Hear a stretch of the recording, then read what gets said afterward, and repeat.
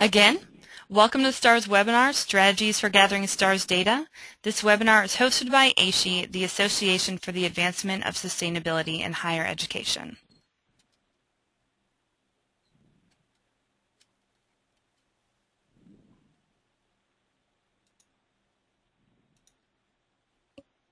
The goals of this webinar are to provide you, the attendees of the webinar, with a better understanding for how to collect STARS data and also to identify next steps for data collection. We will share resources with you that might be helpful when collecting data on your campus and address your questions on strategies for gathering STARS data. At this time, I would like to introduce our speakers that will help us reach our goals throughout this webinar. Chrissy Cooley is the Sustainability Coordinator at Pacific Lutheran University, located in Tacoma, Washington. Pacific Lutheran University is a private institution. It's also a liberal arts institution with approximately 3,500 students. PLU participated in the STARS pilot and is also a STARS charter participant. Chrissy is the STARS liaison for Pacific Lutheran as well. Nurit Katz is the Sustainability Coordinator at the University of California, Los Angeles, located in Los Angeles, California. UCLA is a public research institution with approximately 35,000 students. UCLA is currently registered as a STARS charter participant, and Nurit is the STARS liaison for UCLA. I'm now going to ask Chrissy to share her presentation with us and discuss Pacific Lutheran's approach to data collection on our campus. Thanks, Jillian. Sure. Thanks, everyone, for tuning in today. I think you'll see that STARS is a great tool for universities working on their sustainability goals, and I hope I can show you how PLU's done it and how this might help your school. So PLU is located in Tacoma, Washington. We do have 3,500 students. Sustainability is incredibly important to Pacific Lutheran University. You can see in our mission statement, the Earth is listed right in there. We were one of the first to sign both TAWA and the American College and Universities President's Climate Commitment. And you can see how important sustainability is in our administration, too. In addition to this office, which is very recent, and I'll talk about it in a minute, there's a long-standing sustainability committee that's been around for about 11 years with different departments represented as well as students and faculty on touch points for sustainability. There's full-time sustainability positions in both our dining services and environmental services, which is recycling, compost, and our surplus store.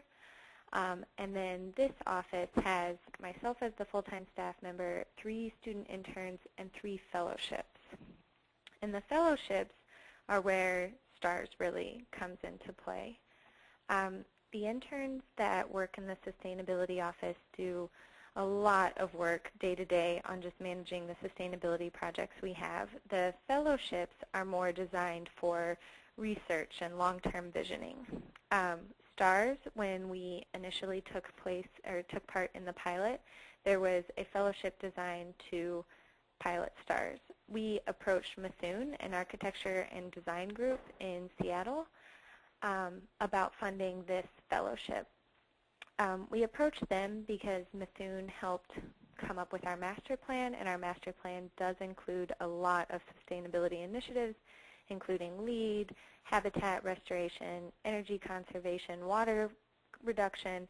So they already knew that we were interested in sustainability, and when we approached them with this idea for STARS to be this comprehensive baseline for sustainability and track our changes and give us ideas, they were really interested in funding the position. They funded the fellowship for 300 hours, and the first fellow on your left there was Becca Kizmarzik, and I had to tease Danielle. She didn't get me a photo, so I put the most embarrassing one up I could find. Our fellow, Becca, was in the first year, and then since STARS is an ongoing process, the fellow this year is Danielle Thomas.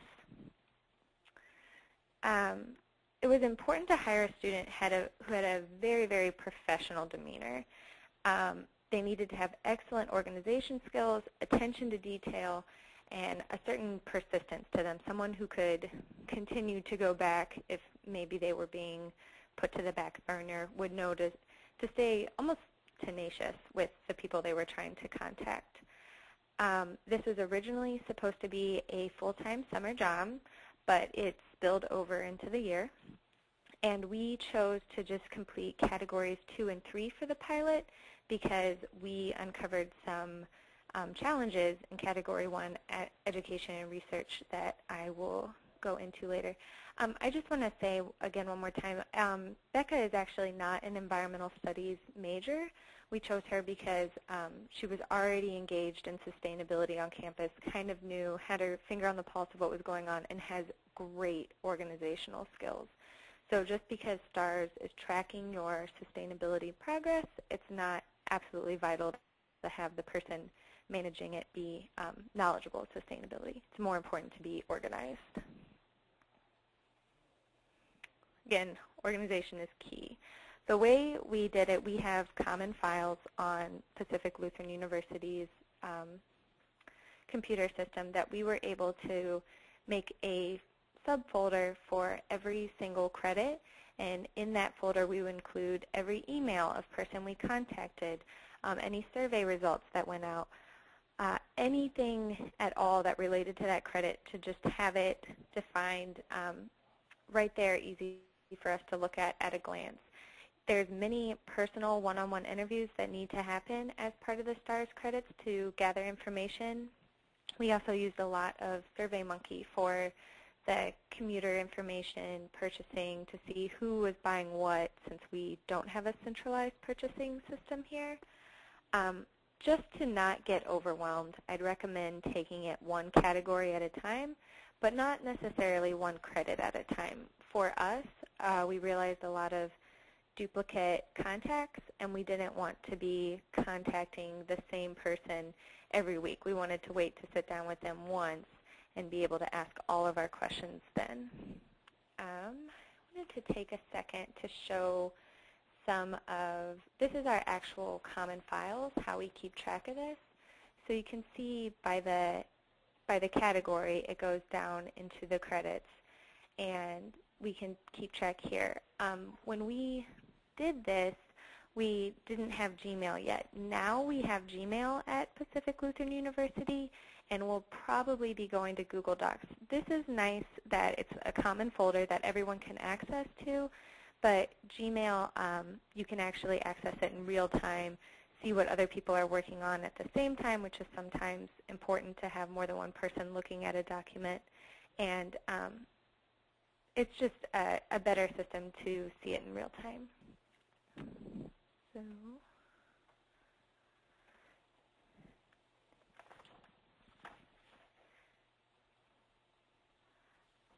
some of the most important things we learned, I'd say going into this, if you work with sustainability, you're probably being bombarded with all sorts of surveys like the Peterson and Cool Schools, the Sustainable Endowments.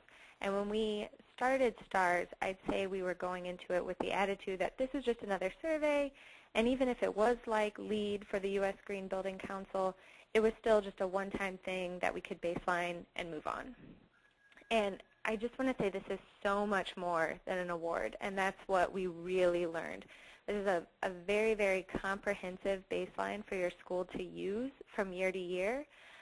We got ideas like there's a point for going trailless, and we had never considered going trailless. So that brought up whole side discussions that our fellow wasn't able to follow up on because she was just collecting the data, but it raised this question, and then what are we to do with it? So the students at our school, especially the fellows, they're perfectly capable of collecting that data, but I'd say that they really needed support from a full-time staff member to do anything with the data, to implement new programs. And also, the reason we didn't do Category 1, Education and Research, we realized that in order to say what classes we had that taught sustainability, we needed to define sustainability. And that's so difficult when it's such a multidisciplinary term to define it in the language that all disciplines, all colleges would agree on within our university. So that has actually spurred a 10-year planning process of defining what sustainability means in academia here and in curricula. We aim to have a working definition by the end of this year, so it's been a 2-year process, and be able to start applying that to STARS version 1.0. So again, this being so much more than a award, we're using this as a template for our long-term sustainability goals, and we're also making sure that the information is presented to the President's Council as well as anyone else that will listen to us. STARS is very easy to understand that we're doing well because we have this amount of points. We missed these points. This is what we could improve on. It's an excellent marketing tool. It's an excellent tool for yourself to just keep track of what's going on in the university. Yeah. In the future, we will work to engage our sustainability committee more. I feel like maybe our fellow was just too good, and a lot of this information stayed with her, and we should have been working to get it out and get more out of the process of completing STARS. And again, the sustainability office is only 9 months old, so now that there is full-time staff support, there's some oomph behind some of these initiatives that came up as a result of STARS. So that's it for me. I'll hand it over to Nurit now. Thanks for listening, and I'd appreciate hearing any of your questions.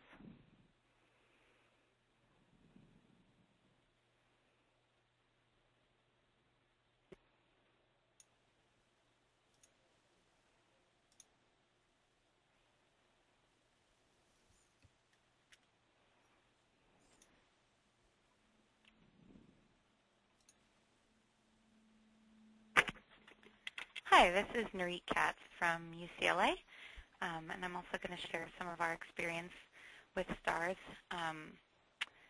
I am the sustainability coordinator for the campus. We're a large urban campus. We have about 40,000 students and almost 60,000 people on campus. We're part of the University of California system. It's quite a large university. We had more than $900 million in research last year. And we get the most applications of any college in the nation. Over 55,000 students applied last year. And 1 in every 140 Californians has a UCLA degree. So kind of just to give you a picture of what we're dealing with. It's sort of like a small city and quite a challenge to manage all the information for a project like this. So UCLA is also very committed to sustainability. We have a sustainability committee that we formed in 2005, and the mission of the committee is to create a culture of sustainability at UCLA in which the entire UCLA community is aware of, engaged in, and committed to advancing sustainability through education, research, operations, and community service activities. This committee has students, faculty, and staff and administration from many departments, including facilities, housing and dining, capital programs, purchasing, events, and ASUCLA, which is our associated students. In addition to the main committee, we also have subcommittees and task forces that we've formed. We have an academic subcommittee, a communications subcommittee, and an operations subcommittee. And then under operations, we found it helpful to form a number of specific task forces on recycling, food, water, transportation, and planning. And the latest was on green IT and working with information technology. In addition to the committees and task forces, we do have staff. Myself, I'm full-time. We also have a full-time sustainability coordinator specifically for housing and hospitality services. And we have a half-time grant coordinator for TGIF, which is a student fee fund, which I'll talk about a little later. So just to give kind of context to UCLA's sustainability efforts, as part of the UC system, we actually fall under the UC policy on sustainable practices. This is a policy that addresses many different areas of sustainability, including green building design, clean energy, climate protection, and sets forth specific targets that we have to accomplish. So like with any other university, sustainability at UCLA deals with both our operations as an institution and also with our academic and research mission and our relationship with the community. So I'm going to talk first a little bit about our decision to use STARS and why we decided to conduct an assessment. So I wanted to start with these two quotes. A goal without a plan is just a wish, and if you cannot measure it, you cannot improve it. So sustainability reporting and the idea of tracking and measuring your progress in sustainability is not unique to universities. There's actually a global reporting initiative for companies developed worldwide, and they define sustainability reporting as the practice of measuring, disclosing, and being accountable for organizational performance toward the goal of sustainable development. And according to a KPMG study, the benefits of sustainability reporting from a company point of view or organization point of view include improved financial performance, enhanced stakeholder relationships, improved risk management, as well as improved investor relations. Now, while we aren't for-profit entities, as a nonprofit and as an educational institution, a lot of the same benefits apply. But just to give you a little bit more of this broader context, this graph that I'm showing shows the sustainability reports or corporate social responsibility reports output by year. So you can see it's basically exponential growth. And at this point, the vast majority of the Fortune 1000 companies do report their sustainability performance. So, you know, planning and reporting can have a lot of benefits. It helps you develop a vision for where you're going, and that was definitely part of why we decided we wanted to do an assessment. We wanted to capture and document where we are and where we've been, and an assessment can also help you identify areas for improvement. In addition, creating a report based on that assessment can really help you communicate with stakeholders, in this case, our students, faculty, and staff, as well as the community. So why did we decide to go with STARS? A lot of the advantages of STARS we found were that it's really designed by universities for universities. Similar to what Chrissy mentioned, we also have been frustrated by the lack of standardization among all of these different rating systems, and it's made it difficult. There's a lot of different surveys to fill out and a lot of inconsistency. I know, for instance, USC got fairly low grades on the green report card that came out, but then they got 95 out of 100 from Princeton Review. So it's not helpful for us or for, you know, students looking to learn about colleges when there's that kind of inconsistency. So STARS being developed by AASHE with so many different universities contributing seemed like it was really poised to become kind of the lead, both LEAD and LEED for campus sustainability measurement and tracking and reporting. We also liked that it was very comprehensive and covered all the different aspects of sustainability, and we felt that it might provide kind of a great guideline and benchmark for all the different things we should be addressing. So before we decided to embark on STARS, we actually, I brought together an action research team. This is a program we have that's part of Education for Sustainable Living program. It's a student-led sustainability research program where students get credit for, academic credit for doing hands-on research on campus and working with campus stakeholders. The pictures you see here, one is from a project called Waste Watchers, where students were measuring food waste in the dorms, and the other is a shower timer. Just to give you the scope, last year in 2009, we had 47 students in teams of 4 to 8, and it's a 2-quarter-long project. So we had a team that focused on STARS, and we had them look into the system and talk to different schools about how they conducted their assessment to help us decide whether this was the right path.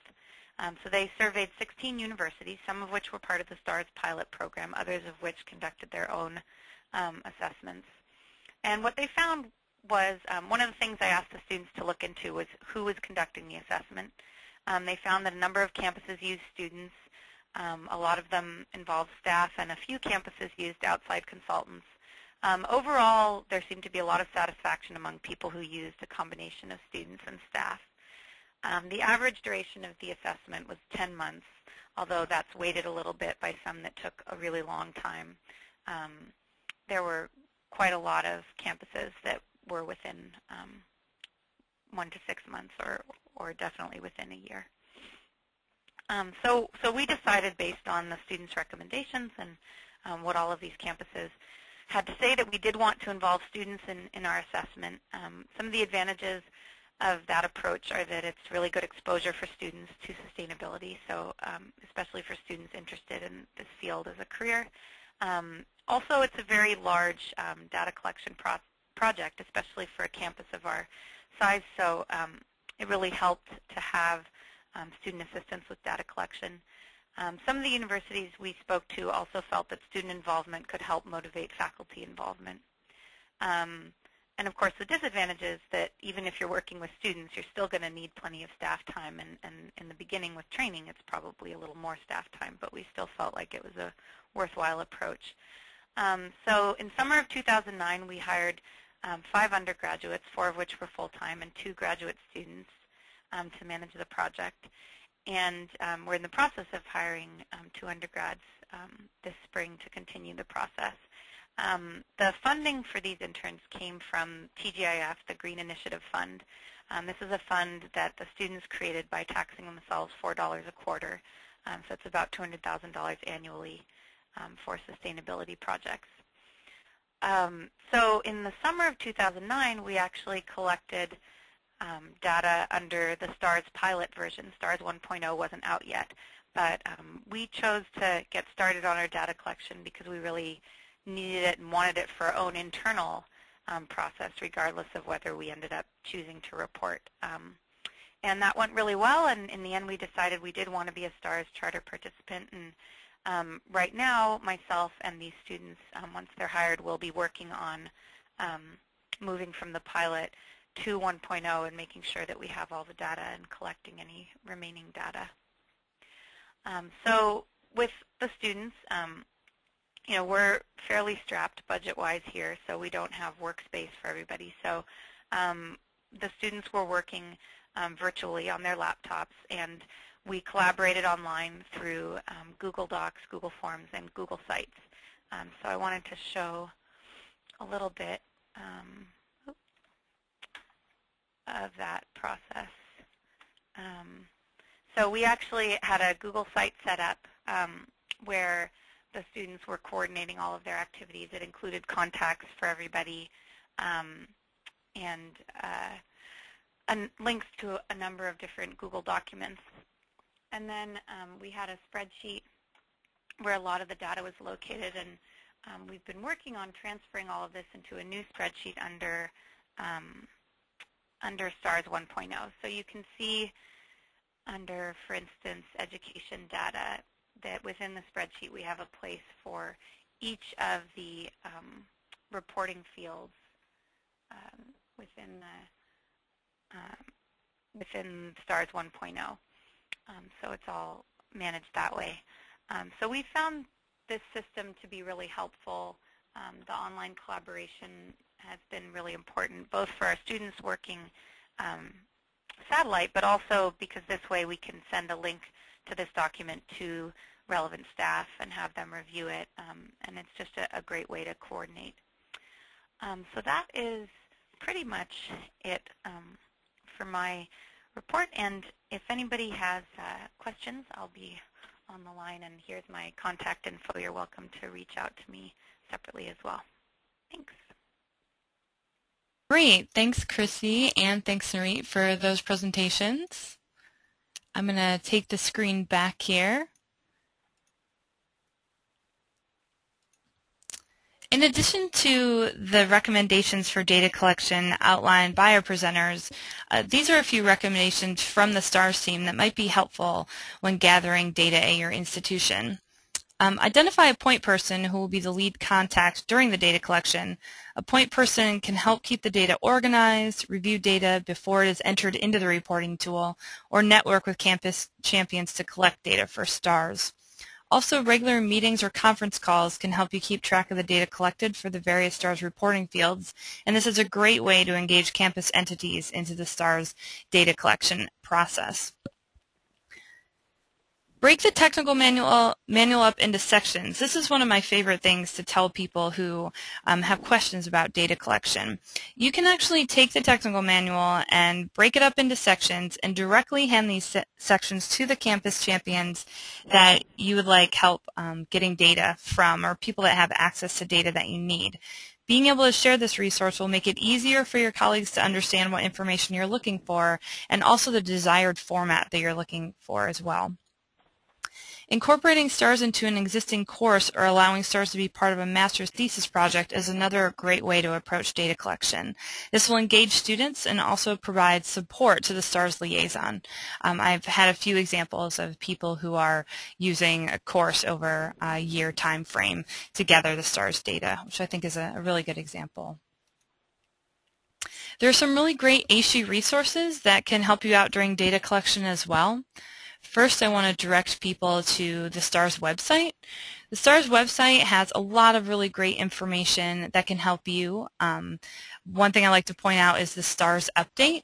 That's a free monthly newsletter that we put out with updates about what's happening with STARS, new resources for our charter participants. A lot of good information comes out through the update. Also, under the About link, you can find a lot of information about STARS, including frequently asked questions to get your questions answered, historic documents, the governance section outlines how STARS is governed. Another important aspect in the About section is STARS 1.0. I'm sure most of you are familiar with the STARS technical manual at this point, but if you aren't, you can access the STARS technical manual here, as well as the record of changes that have taken place between the early release of STARS 1.0 and the current version of STARS 1.0. Also on the STARS website in the Get Involved section, you can learn more about how to get involved with STARS, registering, subscribing, providing feedback to us as well. All great information, as well as events. In addition, the AASHE Resource Center is a really good resource for folks. If you go to AASHE.org and click on the Resource Center link, you can get publications from AASHE, all sorts of general resources. Even if you're not an AASHE member, you can access some of this information if you are a member. The links with the padlocks next to them are member-only resources. But there's a lot of great information here that can be helpful when doing research or trying to start programs on your campus, and also assisting with data collection. Another really great resource that we like to share is the Campus Sustainability Perspectives blog. As I mentioned before, STARS being part of a master's thesis, there's a blog on the blog site about that. You can also blog how you're collecting data at your institution and how that's going. That's important information to share, and we hope that you will share that on the blogs, and we'll continue to share what we're learning from you on the blogs as well. You can also go to the AASHE forums, which is another really good resource. On the AASHE forums, you can submit questions, concerns you're having, and have them reviewed and answered by your peers as well as AASHE staff. The forums are outlined by the STARS categories, so education and research, operations, and also planning, administration, and engagement. So because this is aligned with the STARS credits, it's a really good resource for you to dive into the different sections with questions that you might have about those.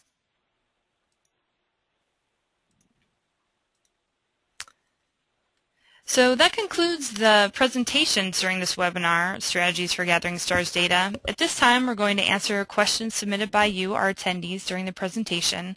As I mentioned previously, if we are unable to answer all the questions during the broadcast, a list of questions and answers will be posted to the website shortly after the webinar has concluded. And I know that we have received a few questions during the presentation. The first one is directed at Chrissy. Chrissy, can you explain how you use STARS as your 5-year plan template? Is it a sustainability plan specifically or a strategic plan generally? Thanks, I forgot to bring that up. By signing the President's Climate Commitment, we've committed ourselves to creating a climate action plan, And up until about halfway through STARS, we were doing STARS separately and this climate action plan separately.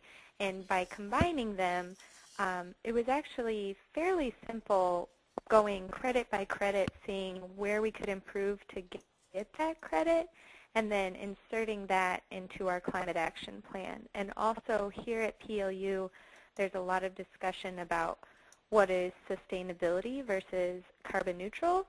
Obviously there's overlap, but there are some differences. So STARS helped us define sustainability as well as carbon neutral. Does that answer? Yeah, great. That's really great information. Thanks. This next question I think might be directed at me. The person has asked, well, they've stated, it seems like each STARS campus is building its own spreadsheets and tools from scratch for data collection and tracking. It would be really helpful to have AASHE provide templates or have a workspace where willing teams can post their versions so we don't all reinvent the wheel. While the blog might work, a members-only site might be better for this purpose. Is there anything in the pipeline regarding templates?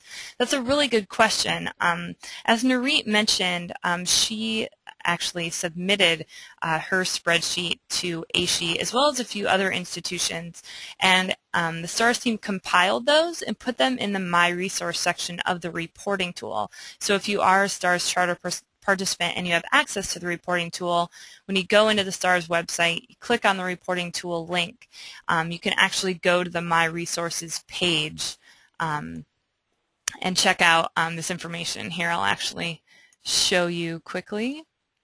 If you're in the reporting tool, under My Resources, you can actually see here under Data Collection Tools, we have a spreadsheet that you can use, as well as a Word version of STARS 1.0 that might be easier for breaking up the document, and PDF templates of the technical manual as well.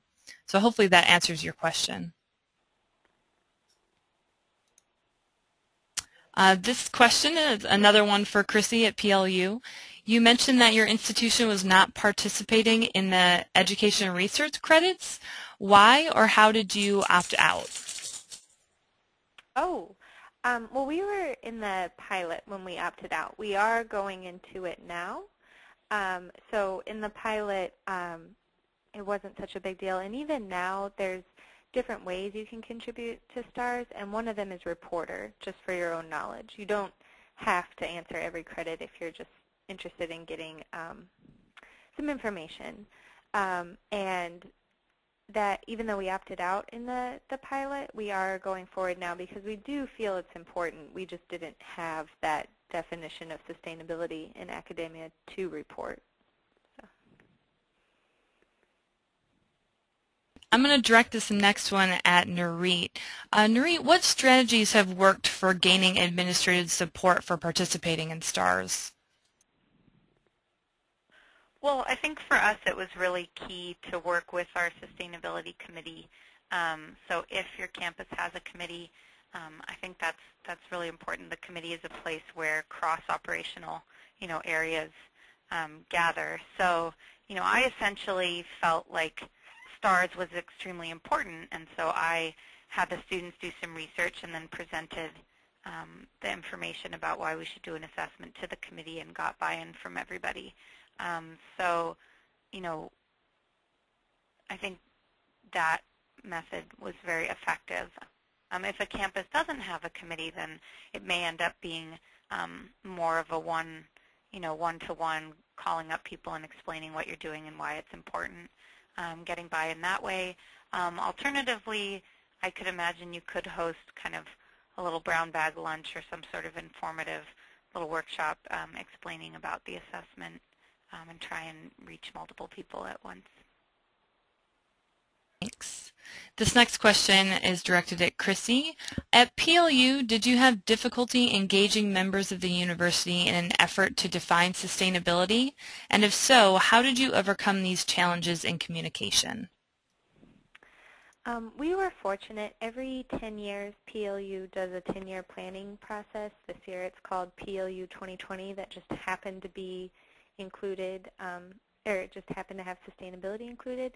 We approached our provost to ask that sustainable communities be added as one of the 10 topics that hasn't been included before, and the charge to that specific subcommittee within PLU 2020 was to define sustainability, which is so much harder than it sounds. They came up with a general definition and now working on what the work of sustainability means.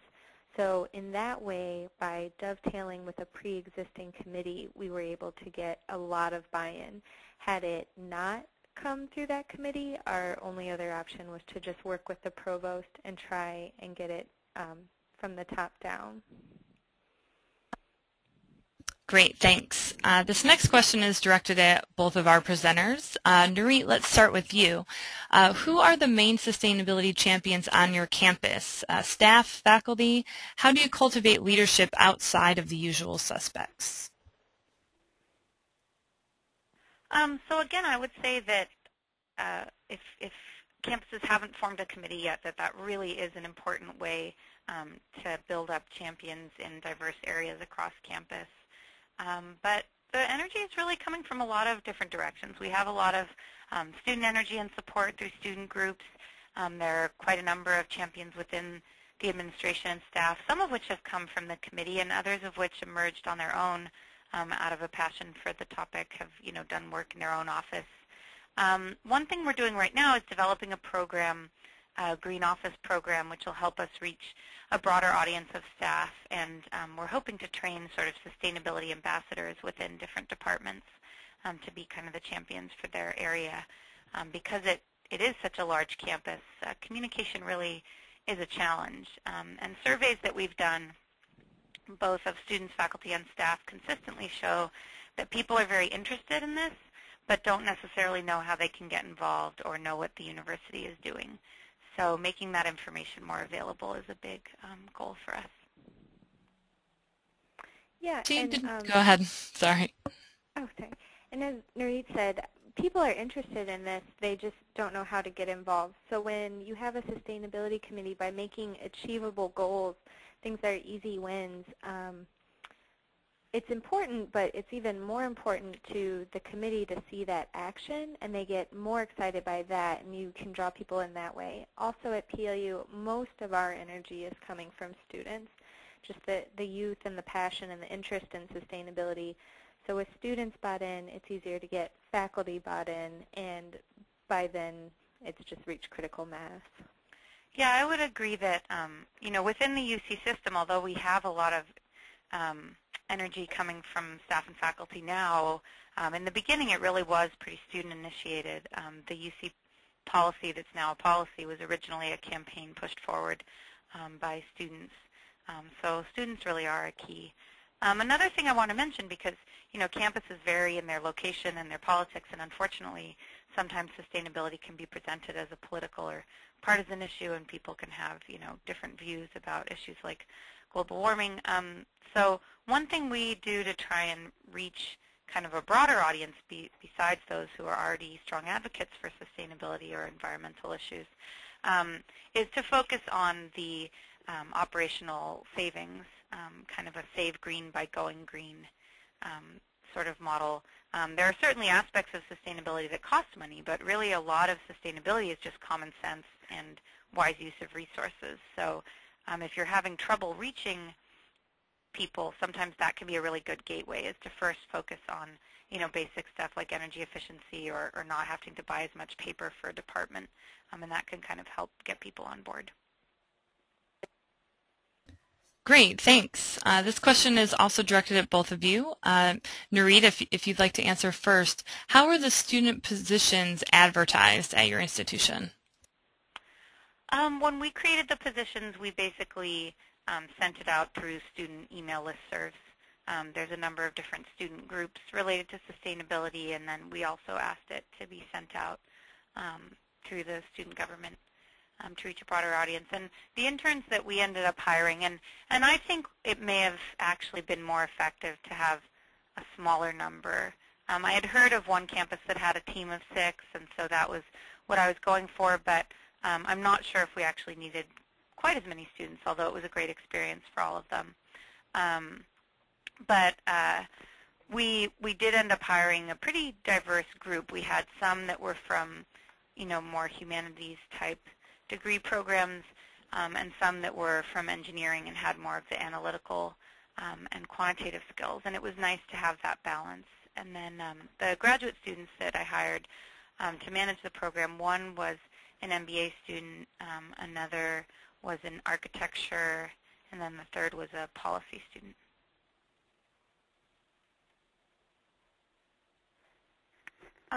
We advertised the position much of the same way. We also really used our sustainability committee, so the faculty on there making announcements in their class that were already bought into the importance of the Office of Sustainability, and then our student JobX, our employment site, we just posted on there.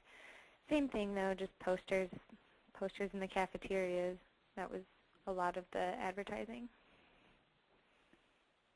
Great. This next question is also directed at both of you. And Nurit, if you want to start us off again, that'd be great. The question is, in some cases, we have had difficulties hearing back from departments on their data. Any advice you can give on that? So I would say that is one of the most challenging parts of STARS, besides kind of keeping the data organized. Really getting the data is challenging. Sometimes the data may not even exist yet. For instance, one of the more time-consuming areas of STARS we found was, like Chrissy was saying, the academic piece of figuring out how to define sustainability and putting together the course list. We have hundreds of courses related to sustainability, and figuring out where to draw the line of what is, the core focused sustainability courses are fairly easy, but then figuring out where you draw the line in a field as broad as sustainability is really challenging. And because of the way we do things here, it's important to have a lot of buy-in. And so we've had different students looking at the list and faculty looking at the list and going back and forth. I mean, it's really been quite a process. But then as far as when data exists and people aren't responsive, honestly, it's just, I think, a matter of persistence and emailing and reminding and calling, and it's just sort of your classic going after busy people problem. So I don't know if I have any especially creative techniques, but with enough persistence, usually you can get things from people that you need. So, yeah, with your students, if you do choose to hire students to implement STARS, it's very important that they understand. I think Nurit used the word tenacity one time, and also how to stay professional throughout that. We're lucky at PLU that we do have top-down support. So in the case where information exists and people are just slow to get it to us, I may send them a personal email inviting them to coffee, which is time-intensive, but it builds that relationship, especially since I am new, and ask them face-to-face there. Or I may send them an email and CC our vice president or even our president in some cases, and I'll usually warn him ahead of time that discard, but this is part of the president's climate commitment, so we need this information. That's helped, but it's just a lot of persistence, a lot of calling back. That is the biggest issue, and just like Nurit said, it's so difficult where we haven't thought about some of these things before. The centralized purchasing is a big issue here at PLU, so it's hard for us to disclose our purchases where we don't even know where it is. So it just takes some creativity in pulling that data together. Great, thanks ladies. Chrissy, this next one is directed at you. How has STARS helped you form your definition of sustainability, and what was your working definition for sustainability for academia? We began with just the Brundtland Commission, the very simple, leave it better for the next 7 generations. Until then, I'm speaking out of turn here because I am on the staff side, and I'm so hesitant to step on professors' toes when it comes to defining academia. They're still in the process now, but at PLU, I pulled up that slide about our mission statement. So we're looking very closely at the mission statement of our university that incorporates a lot of social justice and community service into the academic definition of sustainability. So defining sustainability by how it helps the community. Service learning, academia is a process of learning, but we can learn through service. So how can we use sustainability as that vehicle in learning by helping others? It also makes a big difference that PLU is a private school. We are Lutheran-based, so we look to the UCLA, the Lutheran Consortium, quite a bit for their definition of sustainability and how to tie that into academia. I know not every school is Lutheran-based, so it really, I think most of the people on this phone are in the same boat as I am, being staff. It really has to come from the faculty and the provost's office of what that definition would consist of. Thanks. This next question is for both of you, and it relates to the last question, so Chrissy, I'm going to ask you to go first. But what has been your approach to the academics and research category in getting the faculty and leadership engaged? I forget who said the quote, but someone said that peer-to-peer education is the best, and that works whether you're working with students, grade schoolers, or faculty. And engaging our sustainability committee faculty members to reach out to other faculty was really the best way that we got them engaged. And also just being transparent in everything we're doing. Our website lists our progress on STARS. Anytime I email anyone, I can refer them there on how we're doing, so that they feel involved and a part of it, as if this is, well, it is a university process and not just something that that little office cornered on the side of campus is doing.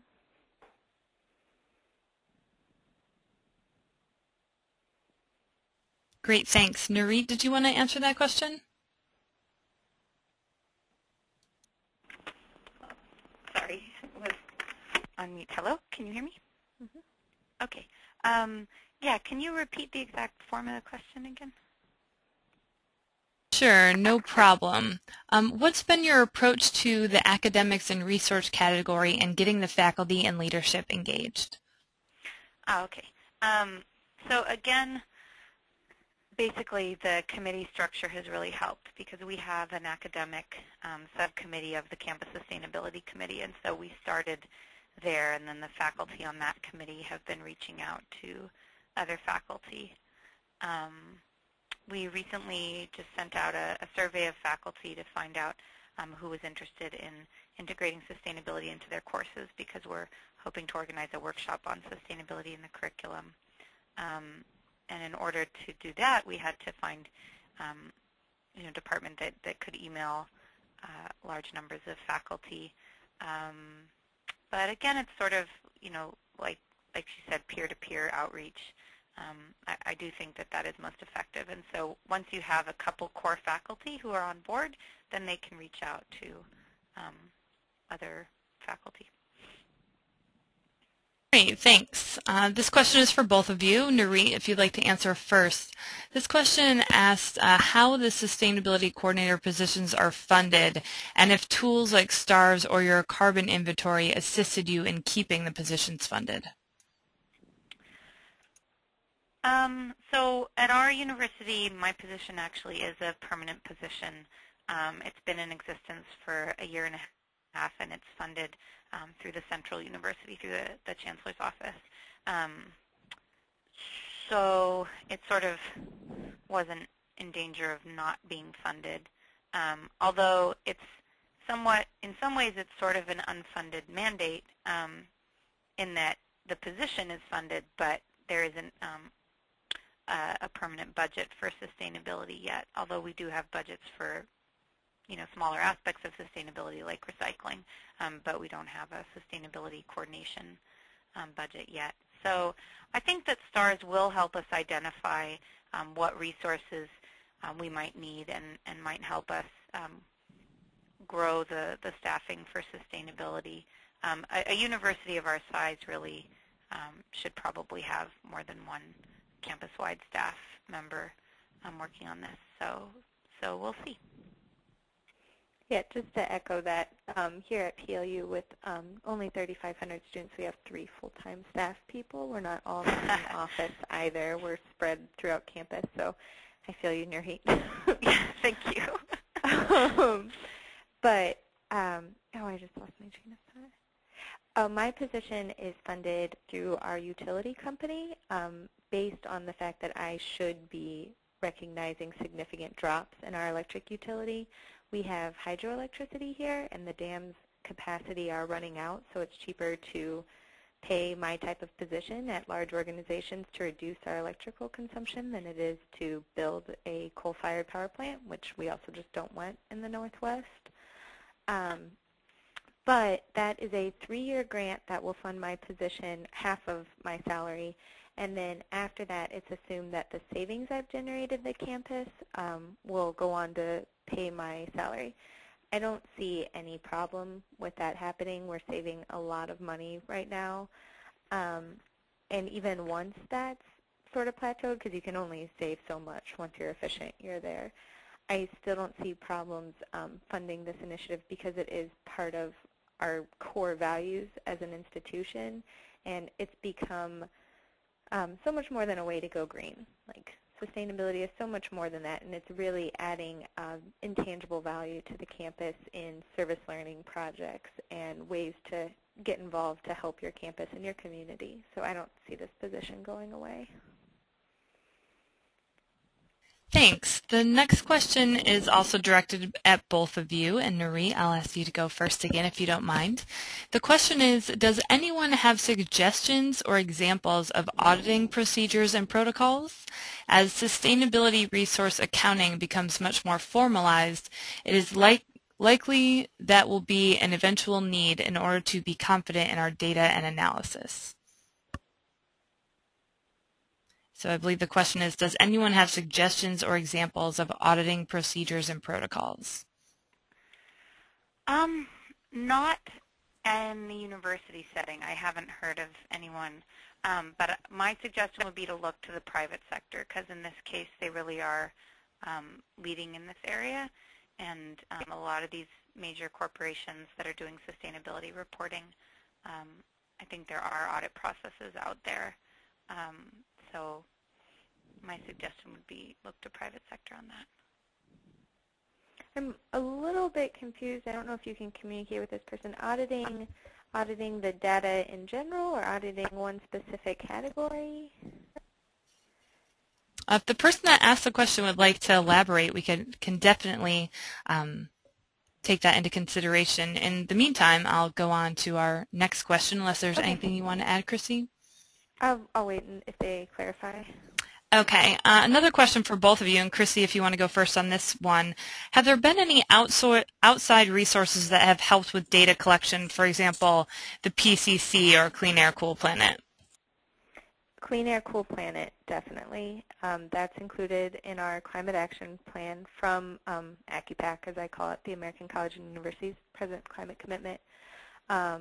We use the Clean Air Cool Planet calculator. That really helped us, and by having PCC's deadlines, that's helped move things along too. Maybe not the framework, but the deadline, being able to tell our president, you sign this, this is what we need, that's helped.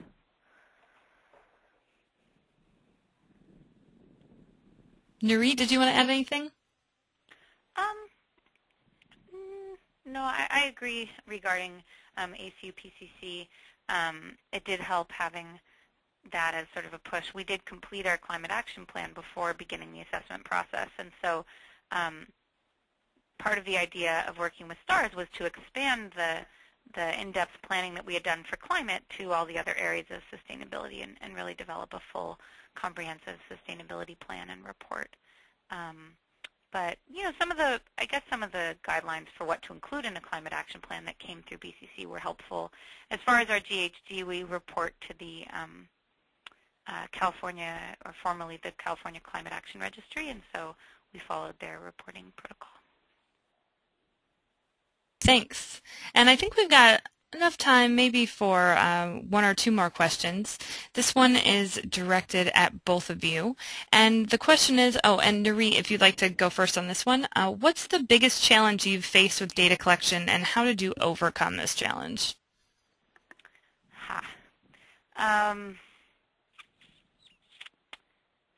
I think for us the biggest challenge, there are a couple major challenges. One is just the size of the project.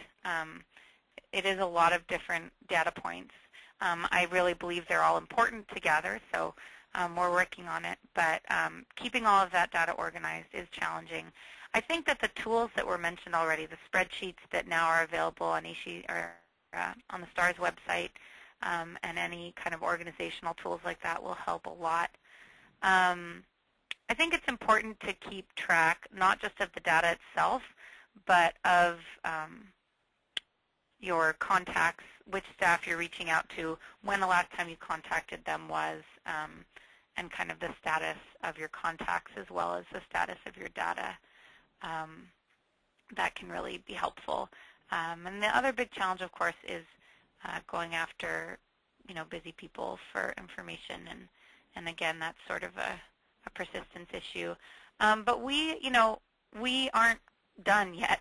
I'm still very much in the middle of STARS, and so, very open to collaboration with other campuses and sharing best practices, which is why, I agreed to do the webinar. I think it's really important for us to learn from each other better ways to do this.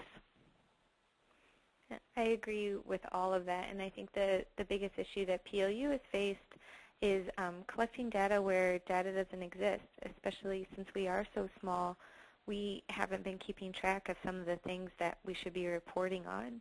And how I've overcome it, it may not be the best way, I'm open to suggestions, is just going head on with that department, presenting the problem and why we need it. And usually it's not just because we need it for STARS, it would usually help other things, and then brainstorming with them to see how we could start gathering that data. And offering myself as sort of a gopher has helped in the past, but you start to get stretched thin pretty quickly, so I don't know how to spur that motivation to be collecting this information without providing staffing. So that's our biggest struggle right now. Thanks for answering that question, ladies. And I think that's all the time we have for the Q&A portion. I want to thank everyone in the audience for tuning in, and also thank our presenters for participating in this webinar. Again, if you have questions, you can always email stars@aashe.org. Chrissy and Nurit's contact information is listed on the slide as well if you'd like to contact them individually. We encourage you to post all of your successes and challenges on the blog and also to the AASHE forums, and we look forward to seeing all of you back in April. April 20th will be the April webinar, 2 p.m. Eastern, also a Tuesday, and the topic will be engaging students in the STARS process. Thank you again to everyone, and I hope everyone's going to have a great day. Take care. Thanks.